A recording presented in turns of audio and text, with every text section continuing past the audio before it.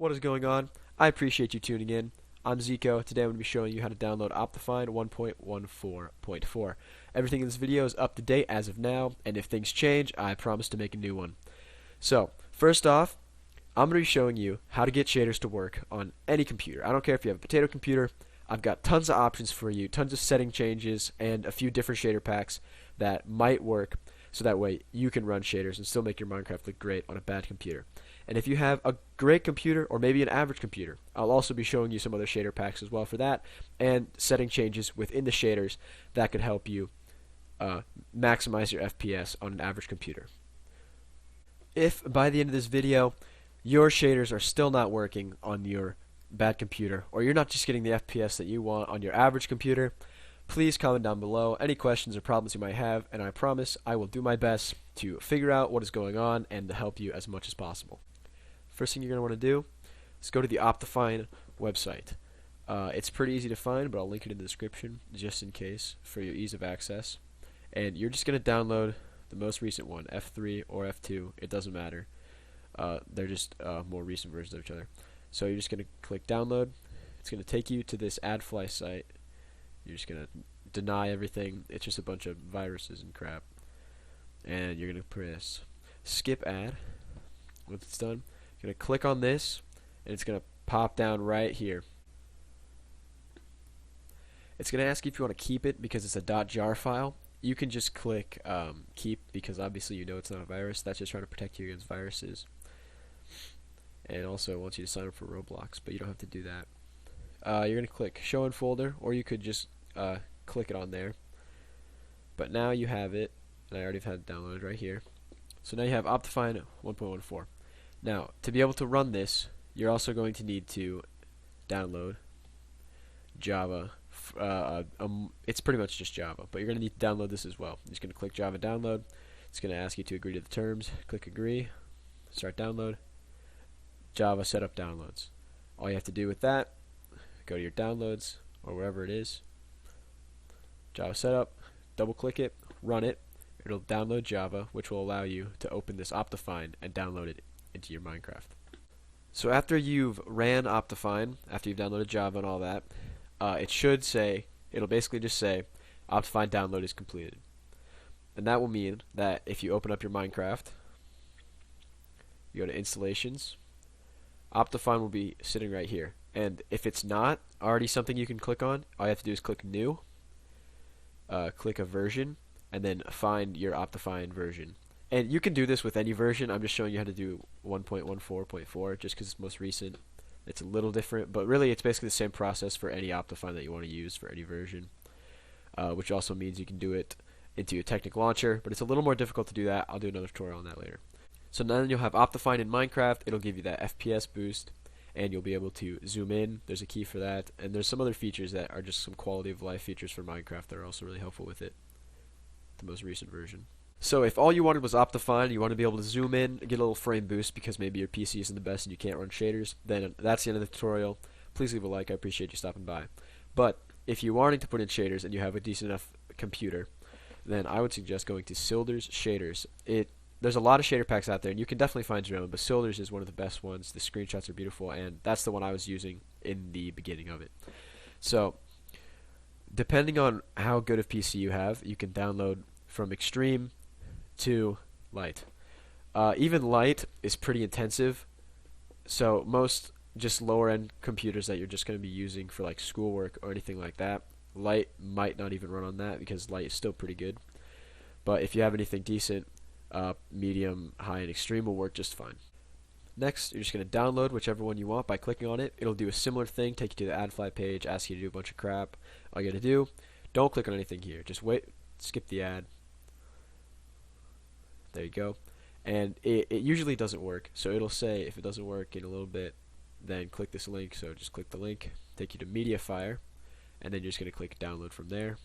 It'll open up some weird thing. Usually you just X out of it, another Roblox ad.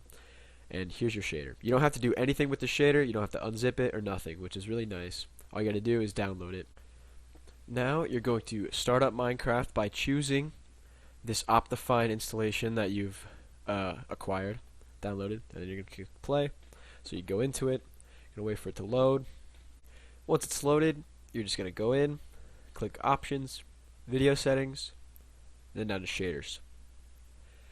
You won't have anything in here yet because you haven't done your shaders folder, but all you have to do is click on it, then down the bottom left. Also, there won't be anything in this folder. You're just going to take your shader that you've downloaded and drag it in. And then you don't have to do anything else. All you got to do, go back into Minecraft, it'll pop up here, click it, and then just click Done. Might take a little bit to render because it's rendering the shaders, but then you can just go into single player, multiplayer, whatever, just make a world, and you'll be able to see what you've done. So if you've done everything correctly and your shaders have downloaded, then you'll have something that looks pretty similar to this if you're using the extreme version. If you're not using the extreme version, then it probably just won't be as detailed in like shadows and water reflections, such like that. And if your computer is just dying right now, fear not, stay in, because I still have a solution for you that will maybe work, and I also have some details in your settings that you can affect to make your computer still be able to run the shaders and all that good stuff. So like I promised, I'm going to get you to work these shaders on any computer, potato or otherwise. I will help you, and I have many settings options that'll help you as well. So stick around for that. The first step is getting an easier to process shader. I always recommend Chocopic's Better Default.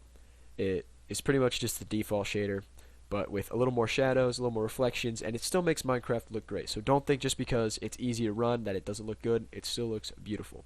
So you're probably going to want to download Lite if you're questioning if you can run a shader at all. And these V7s are just for 1.12 Optifine or above, and then Minecraft starting from 1.710 or above, and then V6 just for anything lower than that. But you probably have this anyways. So you're just going to click on V7 Lite. It's going to take you to a Mediafire website, and you're going to click download from there. Then we'll pop down here.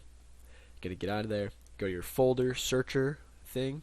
Go to downloads. It'll be in there. Drag it out to your desktop just so you can easily pull it into Minecraft. Same process as before. Go to options, video settings, shaders.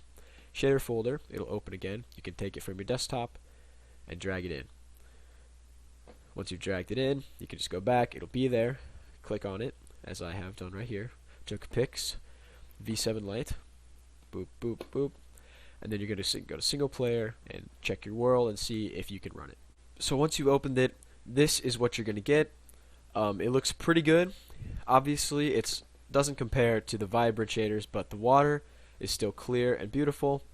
And these like blocks still have a little bit of this. Obviously, you can kind of tell it's not as defined, but overall, the shader does not nearly have as much going on.